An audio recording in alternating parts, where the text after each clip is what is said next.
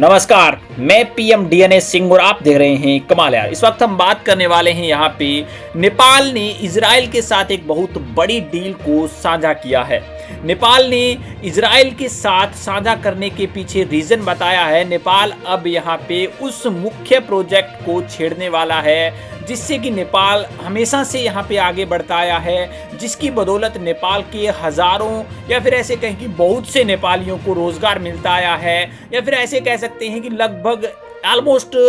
60% अबो नेपालियों को रोजगार मिलता आया है। या फिर हम ऐसे कहें कि अगर इस चीज़ को और ज़्यादा इंक्रीज किया जाए तो नेपाल का विकास है वो काफ़ी ज़्यादा तेजी भी पकड़ सकता है। तो यहाँ पे हम इसी की बात करने वाले हैं, तो वीडियो अंत तक बने रहिए। और अगर आप चैनल पे नए हो चैनल को सब्सक्राइब करके बेल आइकन दबा लीजिए ताकि आपको अगला अपडेट भी सबसे पहले मिले। चलिए वीडियो को शुरू करते हैं। दोस्तों, नेपाल यहाँ पे पिछले 4-5 सालों से आपने देखा है, अब या फिर ऐसे कहें कि 2015 के भूकंप के बाद नेपाल ने इतनी ज़्यादा बढ़िया तरीके से ग्रोथ करना शुरू किया है। इसकी बदौलत नेपाल बहुत से देशों के साथ रिलेशन भी अच्छे कर रहा है। हमने देखा चाइना के साथ रिलेशन अच्छे किए, उसके बाद एक बार भारत के साथ डगमगाए रिलेशन, उसकी बदौलत भी कह सकते हैं, लेकिन फिर यहाँ पे भारत के साथ भी रिलेशन अच्छे कर लिए। उसके बाद यहाँ पे सऊदी अरब के साथ रिलेशन अच्छे किए, बांग्लादेश पास पड़ोसों के साथ काफ़ी ज़्यादा यहाँ पे कंट्रोवर्सीज को मिटाकर कहीं ना कहीं एक अलग लहर निकाली, अलग अलग तरह से मुद्दे लाया और प्रोजेक्टों पर काम किया, जिससे कि नेपाल यहाँ पे मोर रिलेशन जनरेट करके या फिर व्यापारिक संबंध बढ़ा के अपना विकास कर सके। कुछ ऐसा ही इजराइल के जो दूतावास हैं और बीपी संग्रहालय समिति के संयुक्त जो कि यहाँ पे रूप से संवाद कार्यक्रम आयोजित किया गया है। ये आयोजन जो कि किया गया है वो नेपाल और इजराइल के बीच जो राजनीतिक संबंध है दोस्तों, वो 62 साल पूरे होने के जश्न में किया गया था। और पूर्व मंत्री और उप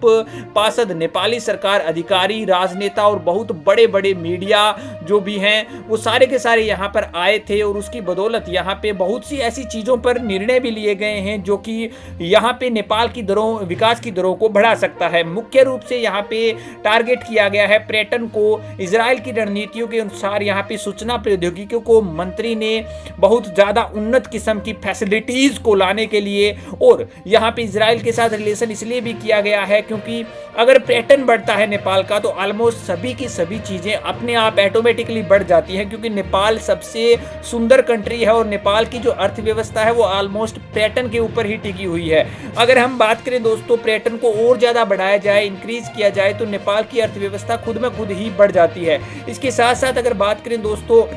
इस मीटिंग के अंदर पर्पज की, तो उन्होंने कहा है कि आप हमारा जो इजराइल के अंदर अभी प्रौद्योगिकी का या फिर औद्योगिकी का जो भी परफॉर्मा चल रहा है, जिस प्रकार से मौजूदा हालात में यहाँ पे इजराइल ने अपना डेवलपमेंट किया है उसके अंदर साझा करने की बात की है। नेपाल ने कहा है कि हमारे साथ इस चीज़ों को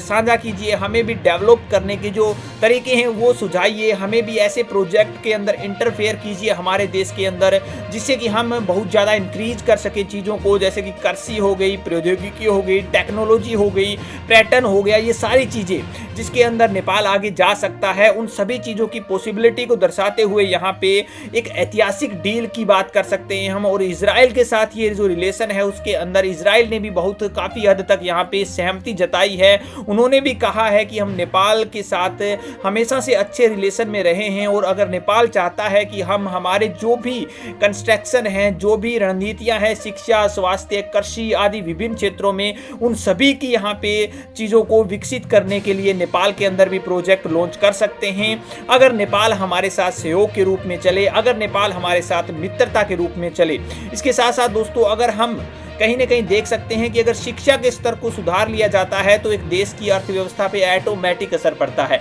क्योंकि प्रत्येक अगर नागरिक शिक्षित होता है तो वो समझदार होता है, उसे पता होता है किस प्रकार से हैंडल करना है अपने देश को, अपने कार्यभार को, अपने घर को, या फिर हम किस प्रकार से रोजगार जनरेट कर सकते हैं, या फिर हम आज का जो टेक्नोलॉजिकल युग है उसके अंदर किस तरह से टेक्निकली पैसा कमा सकते हैं, अर्न कर सकते हैं, दूसरे देशों से कैसे पैसा अर्न कर सकते हैं। जैसे छोटा सा एग्जाम्पल एग्जाम्पल अगर बात कर सकते हैं हम, ब्लॉग्स हो गए, यूट्यूब हो गया, या फिर हम नेटवर्क मार्केटिंग की बात कर सकते हैं, बिजनेस टू बिजनेस डील की बात कर सकते हैं। ये जो चीज़ें हैं वो तभी समझ में आ सकती है जब हमारे पास एक उच्च स्तर की शिक्षा हो, जब हमारे पास एक औद्योगिक स्तर की शिक्षा हो। तो यहाँ पे नेपाल ने भी कुछ ऐसा ही सोचा है इजराइल के साथ बढ़ने के लिए कि कहीं ना कहीं अगर हम इजराइल वाला परफॉर्मेंस लाते हैं तो शिक्षा में सुधार किया जा सकता है, कृषि में सुधार किया जा सकता है, औद्योगिकी में सुधार किया जा सकता है, और इसके साथ साथ यहाँ पे जो पर्यटन है उसको भी सुधारा जा सकता है, जिससे कि नेपाल की अर्थव्यवस्था में काफी ज्यादा हद तक सुधार आ सकता है और नेपाल का एक अच्छा डेवलपमेंट हो सकता है,